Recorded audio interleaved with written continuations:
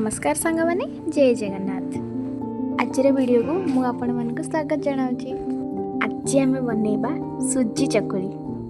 तो चलतु जल्दी जल्दी बनइबा सुजी चकुली। एथिपाई प्रथम आम पियाज टमाटो आउ कंचा लंका को काटी नबा।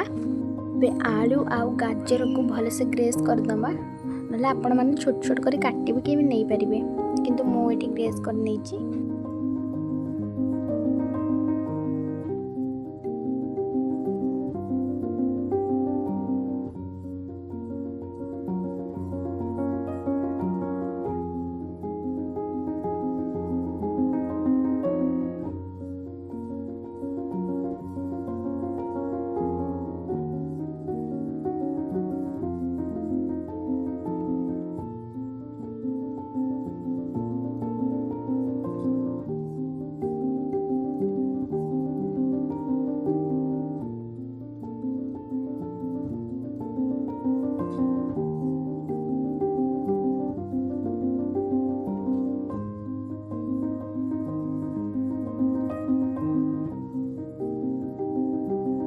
गोटे जगार आम कि पानी नहीं कि तादेह आम सुजी पकेवा आ घोड़े दबा भलसे मिसेक घोड़े दबा जमी सुजीटा आम भलसे बतुरी जीव। आम आउ गोटे जगार काटिक रखि गाजर आलू पियाज टमाटो आउ लंका को पकेवा भलसे मिसेई दबा।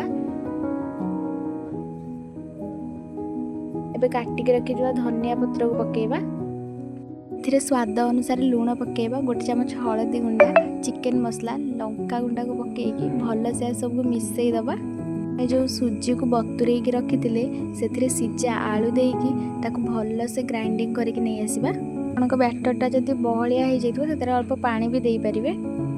एबे आमे से स्वाद अनुसार लूण पकेकी आको भल से मिसई दबा। एबे आमे गैस ऑन करके गोटे तावा बसेबा। आमे तावा को किछ समय गरम होगा छाड़ीदबा। तावा आमर गरम हो सारा पर से अल्प तेल पकेवा। तेल गरम होगा पर आम जो बाटिकी सोदुआ रखी जमी नॉर्मली पिठा करती से भाव में आम तावर रखीदबा। एबे तापर आम स्टफिंग जो तैयारी करथिले ताको अल्प अल्प कर देदबा। आउ ता साइड रे टिके तेल पकेदबा। एबे ताको गोटे थाली साहाय्य ता ऊपर घोड़े दबा जमी आमर गाजर आलू टिके सीझी जीव। गोटे मिनट गला पर आम थालटा ए काढ़ी पिठाटा को उल्टे दबा।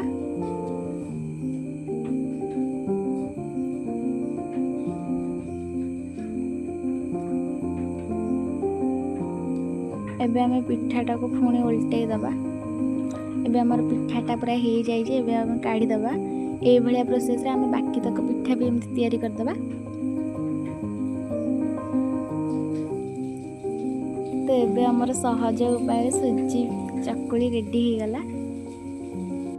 आ मु के भाबी नथली कि एटा हम घर लोकों के एते भल लागिबो बोली।